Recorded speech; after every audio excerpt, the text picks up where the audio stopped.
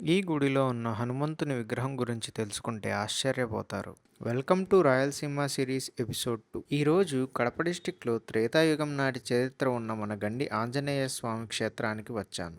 శ్రీరాముడు స్వయంగా తన బాణంతో గీసిన ఆంజనేయ స్వామి ఈ క్షేత్రంలో ఉన్నాడు. అయితే ఈ విగ్రహంలో ఎడమ చేతికి చిటికిన వేలు పూర్తిగా ఉండదు. అయితే కొన్ని శతాబ్దాల తరువాత ఆ చివరి వేలును చెక్కడానికి ప్రయత్నం చేశారు. కానీ ఆ విగ్రహం నుండి రక్తం కారడంతో దాన్ని ఆపేశారు. అందుకే గండిలో ఆంజనేయ స్వామి స్వయంగా కొలువై ఉన్నాడని నమ్ముతారు. అంతేకాకుండా ఇక్కడ రెండు కొండల మధ్యలో వాయుదేవుడు రాముడి కోసం బంగారు తోరణాన్ని నిర్మించాడంట.